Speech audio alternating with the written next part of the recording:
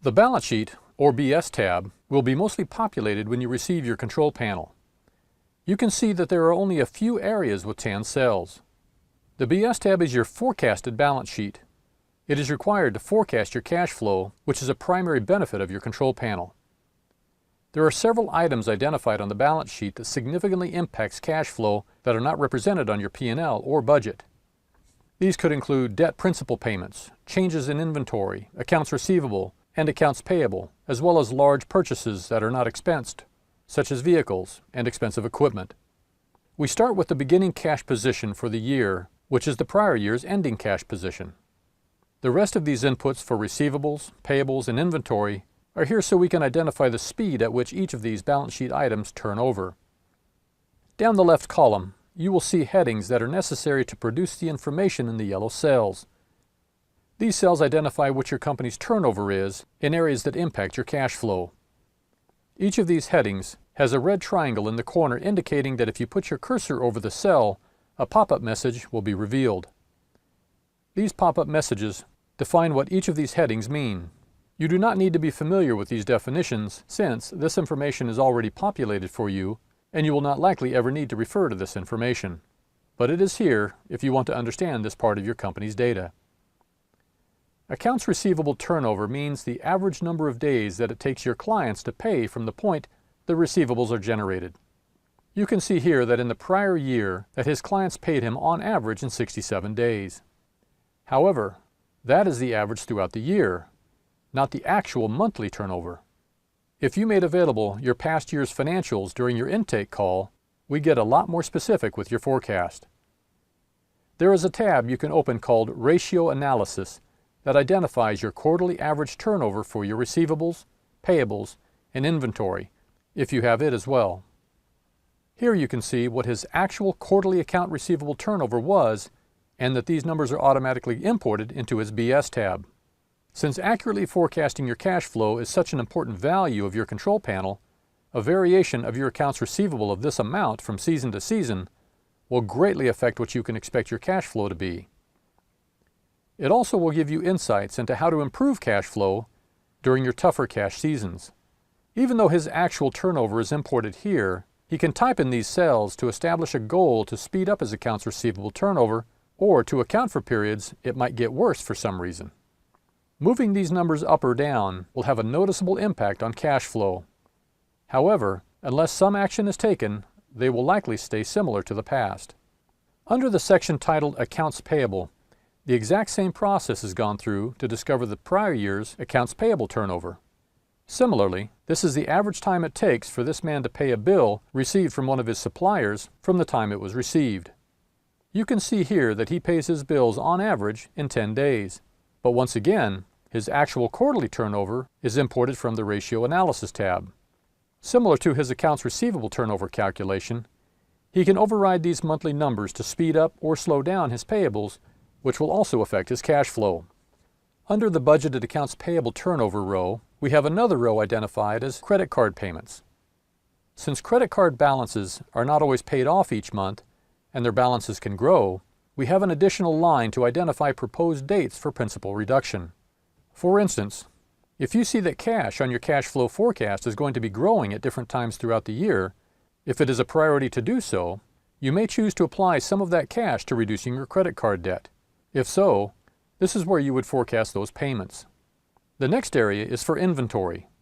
This company has no inventory, so this area is blank and would usually just be hidden, so it does not take up any space.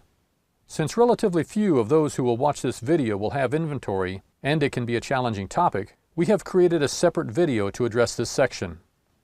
Next, we have a section for Accrued Payroll. Accrued payroll is the money owed to your employees at the end of the month that will not be paid until the following month. For example, if you pay your employees on the 1st and 15th, at each month end, you will owe your employees for about 2 weeks worth of payroll. This may distort your financial position for the month. When this is the case, it is common for a bookkeeper to accrue for that last payroll in the P&L, so it reflects a true picture of your revenues and expenses for that month. When you accrue for a debt that is not paid, the debt, or in this case your accrued payroll, is added to the balance sheet just like any other unpaid debt. Forecasting your uncrewed payroll is quite easy. We know what your daily payroll is as long as you have accurately completed your labor plan tab. So in this tan cell, you will put the number of workdays in a week. It is commonly going to be 5, but if your employees work Saturdays, it would be a 6. Then we move over to this row and just follow the instructions above and input the number of workdays there will be until the end of each month after the cutoff day for the last payroll. For more details on these instructions, simply put your cursor over the cell with the small red triangle in it, and it will give you an example. By having a calendar handy, you can quickly go through 12 months and count off how many workdays there will be from the last payday to the end of each month. For instance, if your cutoff for your last payday was on Wednesday, October 22nd, then there would be 7 more workdays, as long as you don't work on Saturdays, until the end of the month.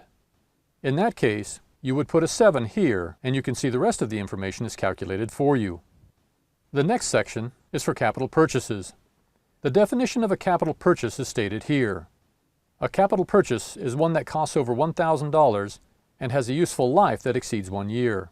A capital purchase cannot be expensed right away when the purchase was made, but must be expensed over time on your balance sheet.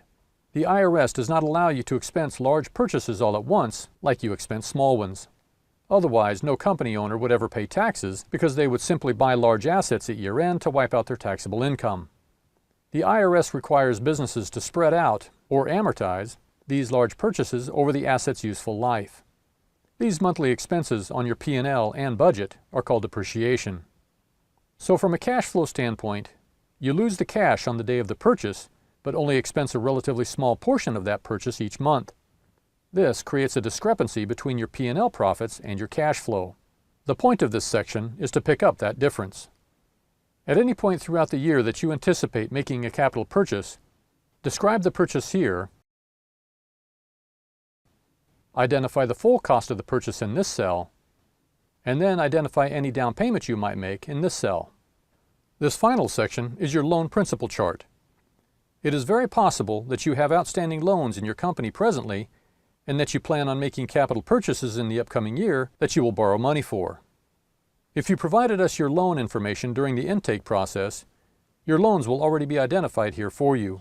If you did not provide this information during the intake process, your bookkeeper or CPA will probably already have what are called loan amortization schedules for these notes, since the interest and principal payments must be added to your monthly financial statements. If they are not easy to come by for any reason, but you have the original loan documents on file, it is easy to create new loan schedules. By clicking on this link, you will go to a web page that looks like this. You only need 4 pieces of information from your loan documents, which are purchase amount, down payment amount, terms of the loan, and put here whether it's in months or years, and the interest rate. Then click here so it shows a month-by-month schedule, and then press Compute. A loan schedule will then be displayed. You will need to count forward from the loan origination date the number of months that you are already into the loan. Let's say you took out the loan in August, and September was your first payment. Count forward 4 months to find January of the following year, and then highlight the next 12 months. When you have the next full year's payments highlighted, you can copy it into the control panel like this.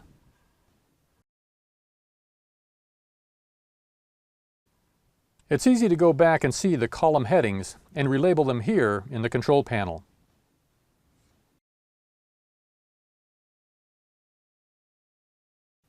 Now we just copy the principal payment column and paste it into the principal column like this. To maintain the formatting, you can right-click in the first cell and select Paste Special, and then Values, and then OK. Once you have input the principal payments, you will want to make sure that your interest portions are included in your budget. To do this as quickly as possible, I recommend totaling the interest column for the year and then dividing it by 12.